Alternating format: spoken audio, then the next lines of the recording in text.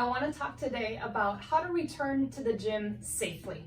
And I want to give your coaches a huge shout out. They've been doing an amazing job keeping programming going for you guys during this quarantine, keeping things interesting, keeping you guys accountable. So really awesome job to your coaches.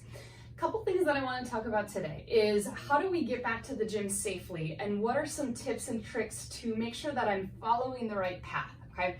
So the first thing that I want to talk about is acute to chronic workload ratio.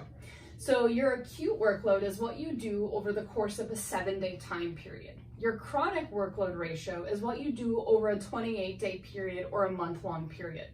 And we're looking at, do they both trend similarly? Is their ratio closer to 1, okay?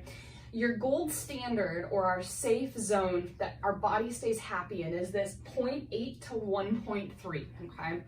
If we start to spike that acute workload, meaning we're doing more in a short period of time than we've done before, that's going to start to shift us to this 1.5 zone, or the danger zone. That's where we can start to see overuse injuries, or we've jumped up in volume or intensity way too fast and our muscles and joints weren't quite ready for that.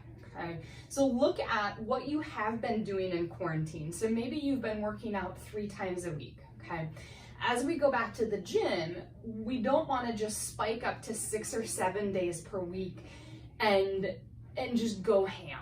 Okay, so we want to make sure we're doing that gradually. So you start back at 3 days a week, you start to go 4, then working your way up to 5 or 6, so that our body has time to accommodate and to adjust for that flux in change. Okay, the other thing that we want to look for is how we're moving and the quality that we're doing that at. So the first thing that we look at is the quality of our movement, okay? Our technique. Can we master the fundamental movement patterns? Or when you were at the gym prior to COVID, was there something that you knew, oh, I really have to work on that devil's press? Okay, now's our time, because if we can't master the quality or the technique of that movement, there's no need to go heavier or faster. If you've mastered that technique and you feel really good, then we go up and we look at, okay, I can do more sets and more weight. Okay, so that would be the quality.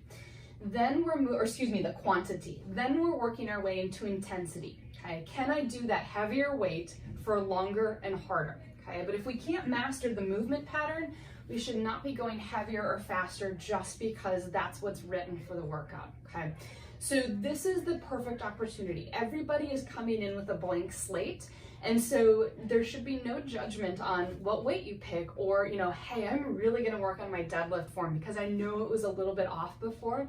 This is the perfect time to really zone in on some technique work as we're starting to get back into our fitness level here. Okay, the other thing that I want to talk about is what we call rate of perceived exertion. So how much are you working? How hard does it feel?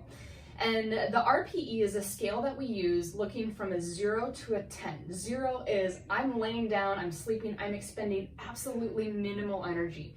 10 is I'm doing a sprint or a 1 rep max lift. I'm working as hard as I can, okay? When we go back to the gym, the tendency is I am gonna go ride the lightning, okay?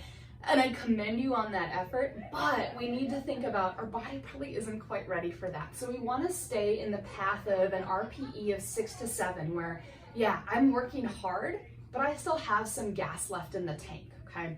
As we start to get accustomed to working out again and working out at the same level and intensity, then we can start to creep our way up. But I don't want to see anybody redline that first week and go 10 out of 10 with every movement.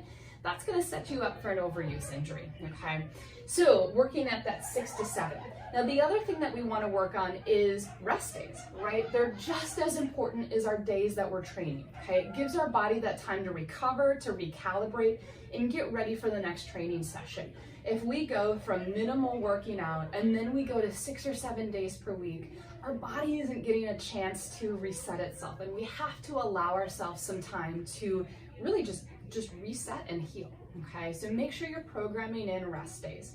I am all for getting back for fitness, and I love that you guys are so passionate about it, but I want you to be smart about it as well, because I don't want to see you in my clinic with injuries. I'll love to see you and treat you, but I want to try to mitigate those before they even pop up.